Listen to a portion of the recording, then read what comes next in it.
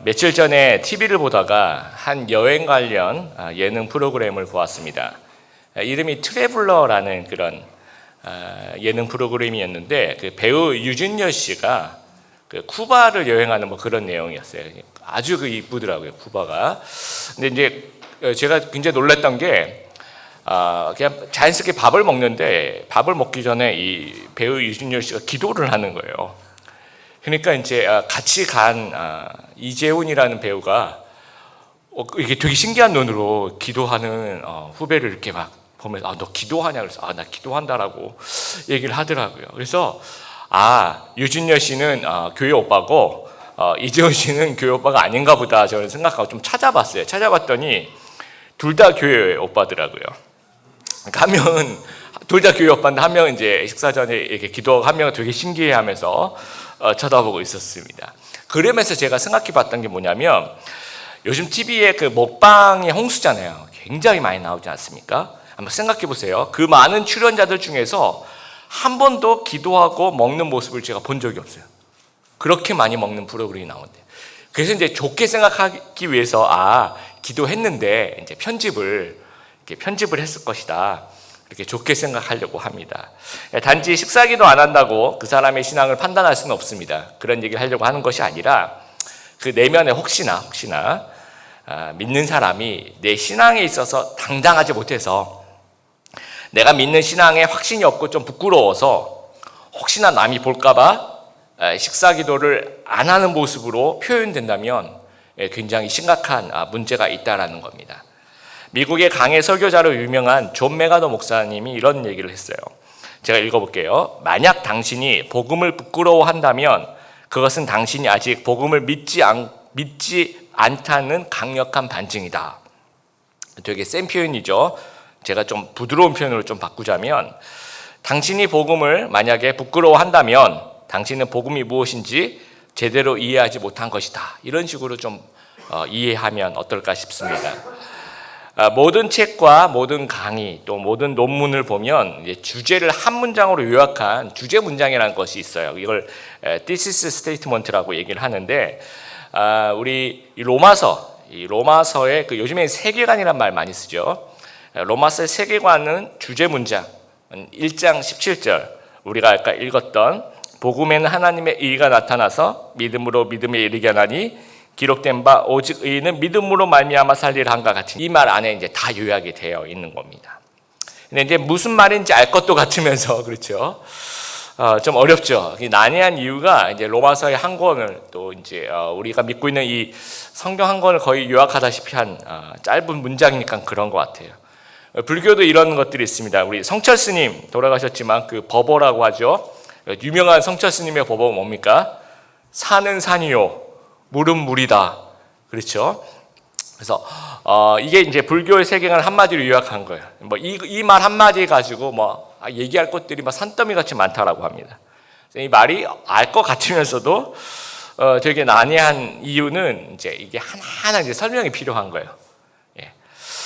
우리 17절 말씀도 마찬가지. 로마서의 한 줄을 요약한 이 편지의 주제이고 기독교의 정수이고 성경적 신학의 핵심인데 그러다 보니까 좀 어려워요. 그래서 앞으로 오늘하고 다음 주에 두 주에 걸쳐서 오늘은 15, 16, 17절 그 앞부분하고 다음 주에 17절만 가지고 좀 설명을 좀 하려고 합니다. 그리고 이 17절에 있는 내용은 그냥 로마서 강의 진행하면서 하나하나 다시 설명한다라고 생각하면 될 것 같습니다. 15절부터 이제 17절 보면 각각 독립적인 어떤 절이다라고 생각이 되었어요. 15절 보면 너에게 복음 전하기 원한다. 그 얘기구나. 16절 나는 복음을 부끄러워하지 않는데 이 복음이 하나님의 능력이 되는 것을 내가 알고 있어. 그 얘기를 하고 있습니다. 또 17절에 복음에는 하나님의 의가 나타나서 하나님의 의와 믿음에 대한 얘기를 좀 하고 있습니다. 그래서 따로따로 다른 내용이구나라고 생각할 수 있는데 한국어 성경을 그러니까 한국말로 읽으면 그렇게 느껴질 수 있습니다. 근데 헬라어 원어로 이제 이걸 읽다 보니까 제가 이번 주에 이 헬라어 원어로 이걸 읽다가 전에는 못 봤던 단어를 제가 이렇게 발견하게 됐는데 그게 뭐냐면 한국어 성경에 없는 것이 우리 주일 설교 노트에도 제가 적어놨습니다. 이 접속사가 하나가 들어가는데 많이 들어가더라고요. 깜짝 놀랐습니다. 이 가르라는, 이렇게 읽을 때 가르라고 읽습니다. 이걸 이제 영어 성경에는 for 또는 because라고 이제 번역을 하고, 왜냐하면 그렇기 때문에 이렇게 이제 해석을 합니다. 어떤 이유와 원인을 설명하는 그런 접속사입니다. 그러니까 접속사란 말이 무엇입니까?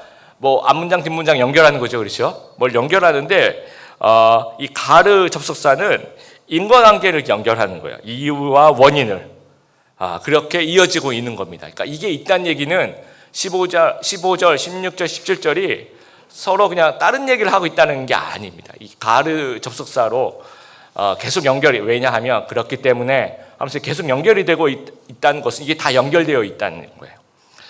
그래서 이 접속사가 3번 나타나는데 제가 주요 설교도 써놨습니다. 우리 한글 성경에 안 나와 있어서 제가 다시 재구성을 한번 해봤어요. 그래서 16절을 여러분 보시면 이렇게 해석하는 게 이게 맞습니다. 왜냐하면 내가 복음을 부끄러워하지 않는다. 또 왜냐하면 복음은 구원을 주신 하나님의 능력이 된다. 그리고 17절 왜냐하면 복음에는 하나님의 의가 나타난다 하면서 왜냐하면 그렇기 때문이란 말이 3번이 나와요. 그래서 이것이 그럼 어디에 걸리느냐? 앞부분에 걸립니다. 앞부분에. 그러니까 내가 복음 전 15절 보세요. 내가 복음 전 너에게 복음 전하기 원하는데, 그리고 16절 넘어가는 거죠. 그럼 왜냐하면 복음을 부끄러워하지 않기 때문이야. 그리고 내가 복음을 부끄러워하지 않는데 왜냐하면 복음은 하나님의 능력이 되기 때문이야. 이렇게 얘기를 하고 있는 거예요. 또 복음은 하나님의 능력이 되는데 17절로 넘어가죠. 왜냐하면 복음에는 하나님의 의가 나타나기 때문이야 라고 얘기를 하고 있습니다. 그러면 의미를 살려서 이제 논리적인 순서로 좀 재구성을 하다 보면 뒤에서부터 앞으로 이해하면 참 좋은 것 같아요. 그래서 제가 친절하게 여러분 1, 2, 3, 4 이렇게 한번 써놨습니다. 첫 번째, 복음에는 하나님의 의가 나타난다라는 거예요. 그리고 두 번째, 그렇기 때문에 복음은 능력이라는 겁니다. 그리고 세 번째, 그렇기 때문에 복음을 부끄러워하지 않는다는 얘기예요. 네 번째, 그렇기 때문에 복음 전하기를 힘쓴다라는 거예요. 지금 이 구절이 이렇게 해석하다 보면 이렇게 연결이 된다라는 겁니다. 17절 하나님의 의부터 설명을 하겠습니다. 로마서에 설명하는 하나님의 의는 크게 두 가지로 생각해보면 좋을 것 같아요.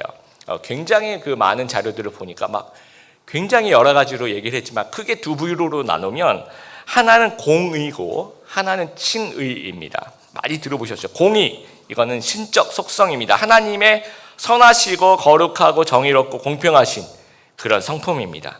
그러니까 이 하나님의 의로우심, 이 정의롭고 선하고 거룩하고 이런 것이 우리에게 있어야지 구원을 얻는 거예요. 그러니까 내가 흠이 전혀 없어야지 구원을 얻는다는 거죠. 근데 우리 알다시피 우리의 인간들은 어떻습니까? 저도 그렇고 여러분도 마찬가지 연약하고 죄가 있고 우리 마음속에 악이 있어요. 그러니까 하나님의 의가 없는 거죠.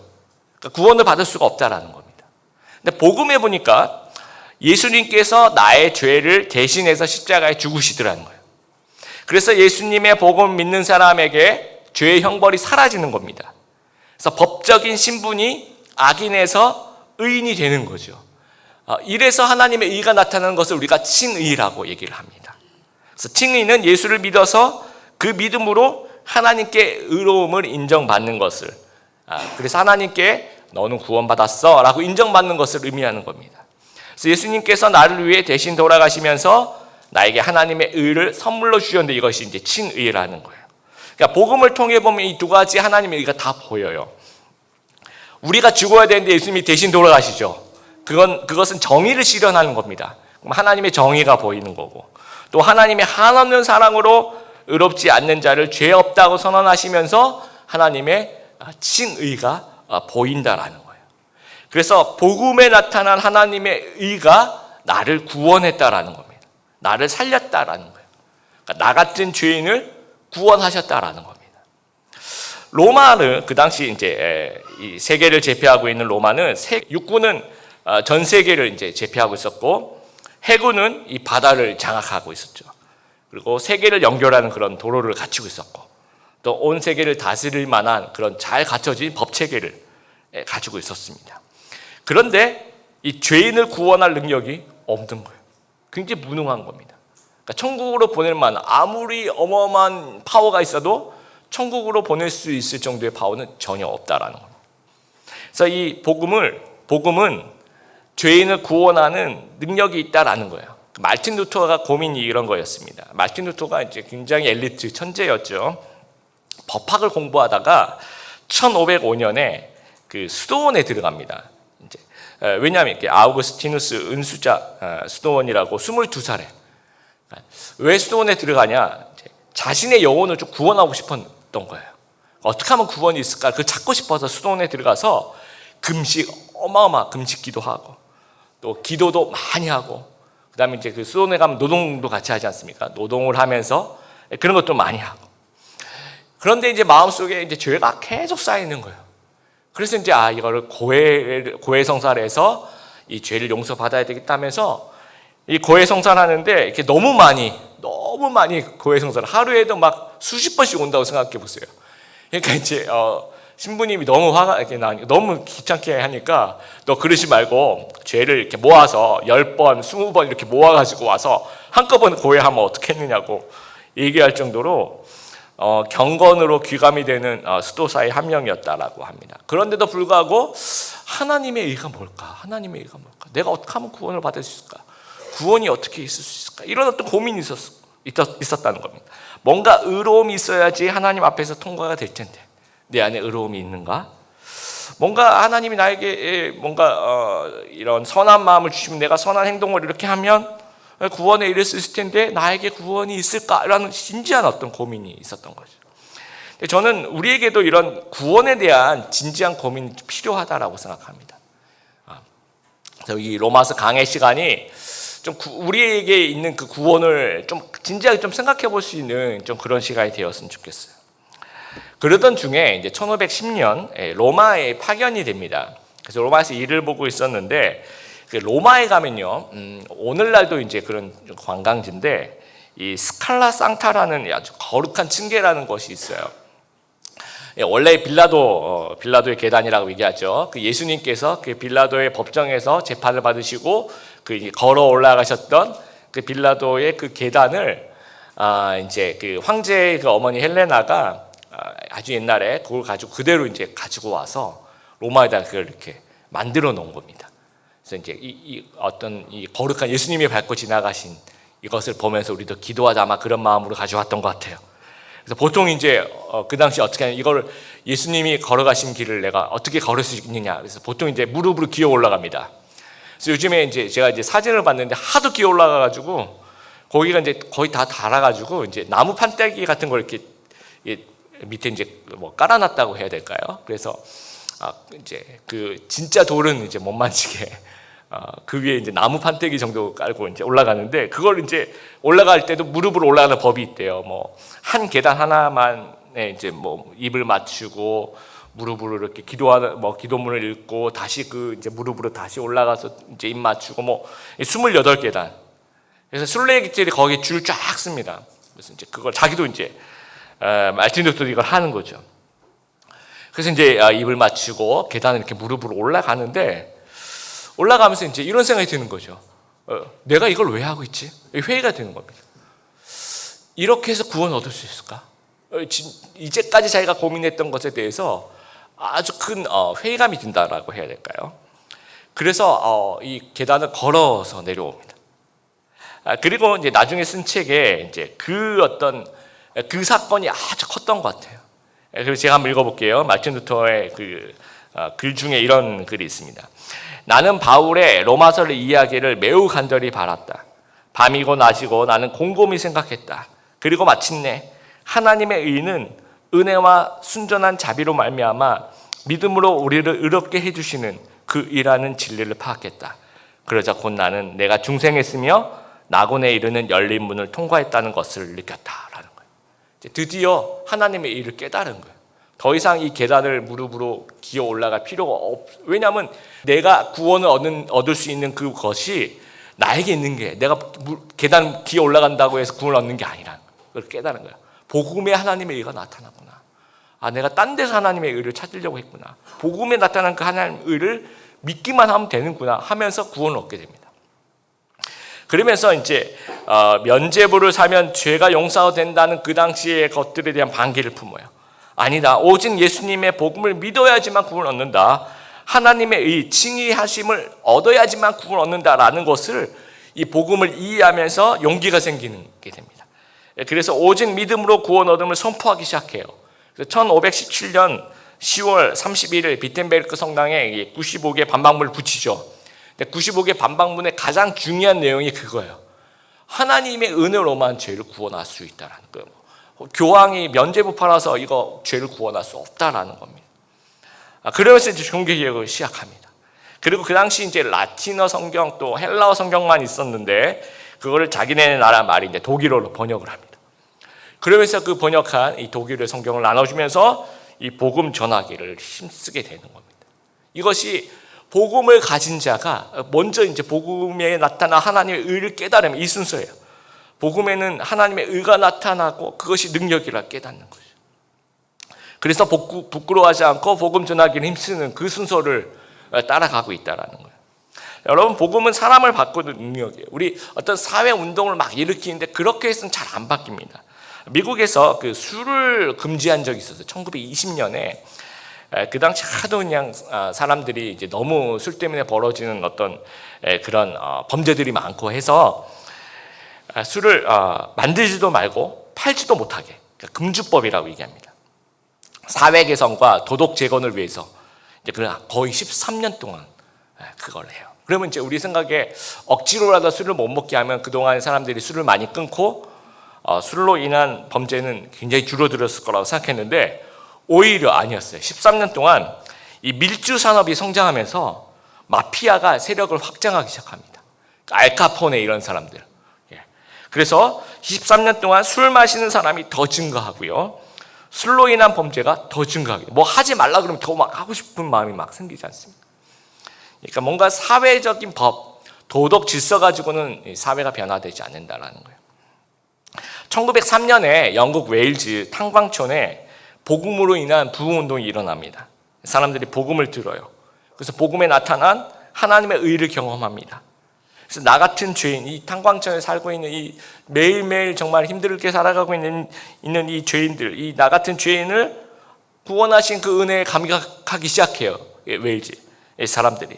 그래서 영적 각성 부흥운동이 일어납니다. 날마다 기도하고 회개하고 말씀 듣고, 근데 그렇게 영적 부흥이 일어나다 보니까 더 이상 술 마실 이유가 없는 거예요. 예전에 왜 술을 마셨냐? 힘드니까.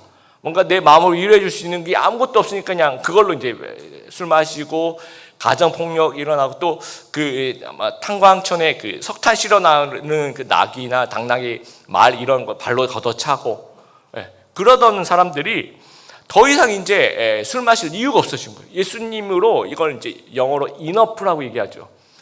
충분하다는 거예요. 예수님만으로 너무 충분한 거예요. 너무 기쁜 거예요. 그러니까 술집이 자연스럽게 문을 닫아요.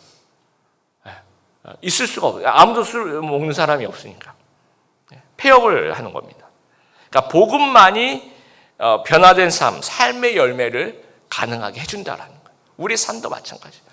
뭐 옆에서 누가 나에게 도덕을 들이밀거나 막 인문학으로 내 삶이 변하지 않고요. 복음이 들어와서 내 삶이 예수님만으로 충분하면 내 삶이 변화될 수 있다는 겁니다. 내가 복음에 나타난 하나님의 의를 진짜 믿고 나 같은 죄인도 구원해 주시는 그 복음의 능력을 믿게 된다면 어떤 자부심이 생겨요. 그리고 그 절대로 그 어떤 복음에 대한 그 자부심이 복음을 부끄러워하는 게 놔두지 않습니다. 태국이란 나라, 제가 이제 단기 선교 때문에 여러 번 가봤는데 갈 때마다 느끼는 건데 사람들이 그 왕에 대한 어떤 자부심이 있어요. 되게 자랑스럽게 생각합니다. 얼마 전에 그 푸미폰 국왕 서거하시고 난 다음에 뭐 온 국민이 울고 진심으로 어떤 존경하고 좋아함을 느껴요. 근데 우리나라 사람들은 그런 부분이 굉장히 낯섭니다. 왜냐하면 우리는 세종대왕 이후로 별로 그래 본 기억이 거의 없거든요. 왕이 뭐 존경스럽고 문화적으로 이해가 안 돼요. 우리가 생각하는 왕이면 뭐 어떻습니까? 뭐 임진왜란이 일어났을 때도 난리 나면 제일 먼저 도망가는 왕이 이제 선조, 그런 이미지죠. 나부터 살고 보자. 그래서 일본의 그 임진왜란 때도 토요토미 히데요시가 수도로 쳐들어가서 왕만 잡으면 이 전쟁 끝난다라고 생각을 했어요. 그래서 이제 수도로 쳐들어가서 딱 보니까 왕이 없어요. 그러니까 일본에서는 그게 이런 적이 한 번도 없고, 일본에는 무조건 이제 지면 졌지, 거기서 자결하거나 뭐 그러면 아 내가 졌어, 그래 네가 이겼어, 그럼 우린 하나, 뭐 이렇게 되는 건데, 보니까 딱 가서 보니까 왕이 없어요. 그리고 계속 도망 다녀. 그러니까 이런 전쟁을 한 번도 경험한 적이 없고 당황하기 시작한 거죠. 예. 그러니까 우리는 한 번도 어떤 존경해본 그런 왕이 없으니까 그 태국 사람들이 왕을 이렇게 존경하고 막 울고 이게 이해가 안 되는 겁니다. 예. 이런 것하고 좀 비슷할 것 같아요. 혹시 우리가 복음을 부끄러워하는 이유가 한 번도 복음에 대해서 좋았다, 뭐 경험했다, 아니면 복음에 대한 이해가 없기 때문이 아닌가. 내가 어떤 좋은 경험을 하게 되면 꼭 타인에게 알려주고 싶은 그런 심리가 우리 안에 있어요. 이거 정상적인 심리입니다. 누구나 다. 그래서 막 재미있고 감동적인 영화를 봤어요. 그럼 여러분 어떻습니까? 막 친구한테 너 봤니? 너 이거 꼭 봐야 돼. 진짜 봐야 돼. 너 정말 재밌어 하면서 거기 영화사에서 나온 어떤 홍보대사가 아니잖아요. 그렇죠? 아주 당당하고 아주 자신감 있게 SNS에 전파해요. 막 맛집을 갔는데 너무 맛있어요. 그럼 막 찍어서 막 올려요. 당당해요. 왜 그랬습니까? 뭔가 좋은 경험을 했다라는 거예요. 복음도 마찬가지입니다. 복음이 좋은 소식인데 왜 부끄러울까요?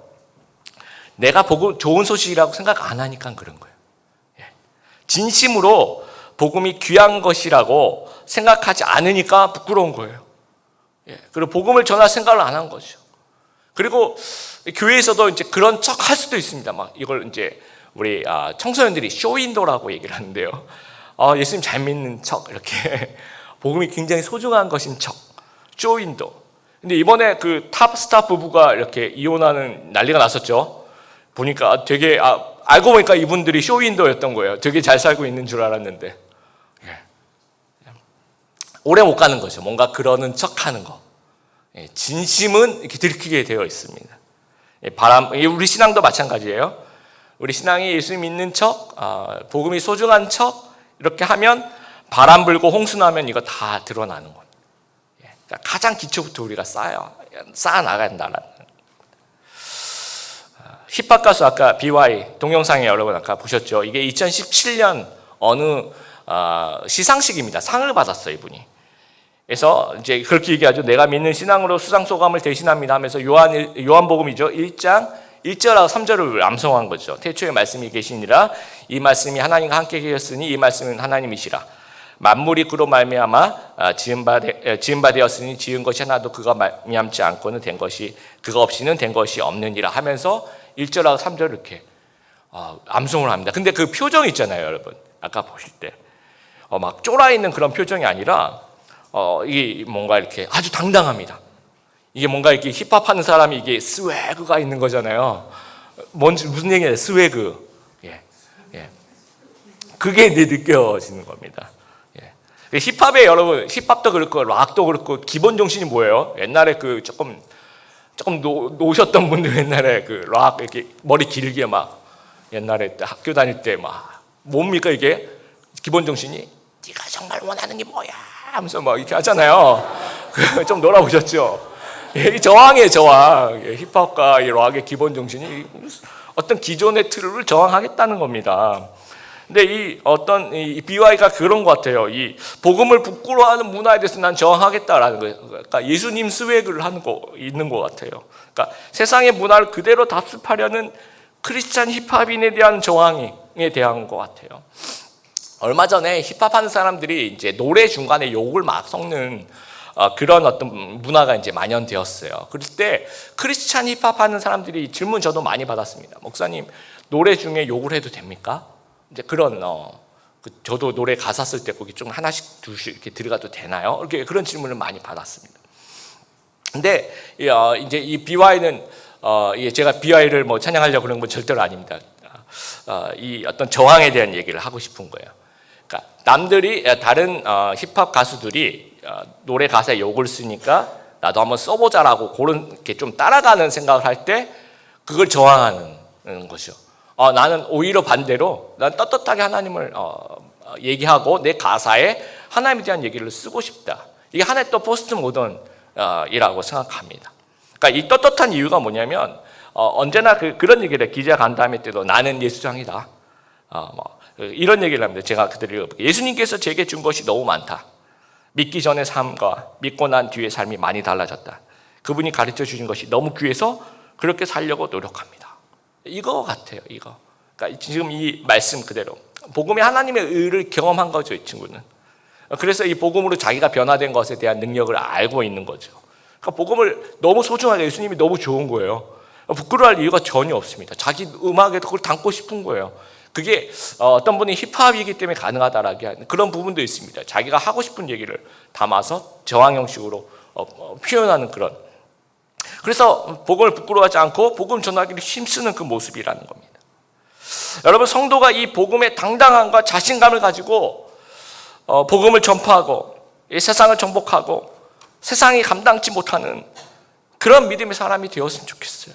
그런데 혹시나 막 우리가 내 신앙 생활하는 거 들킬까봐 막 식사 기도도 막 안 하고 막 떨어뜨리고 죽는 척하면서 아멘 이렇게 하고 막 땀이 났네 아멘 하면서 이렇게 막 이렇게 하고 또 내가 바쁜 일 있으면 막 주일날도 막 예배도 안 드리고 막 그러면서 하나님한테 하나님 제가 오히려 나의 신앙을 안 드러내는 게 하나님 영광을 높이는 거예요. 이러면서 이제 이런 어떤 궤변을 또 늘어놓으면서 그건 이제 복음을 모르는 겁니다.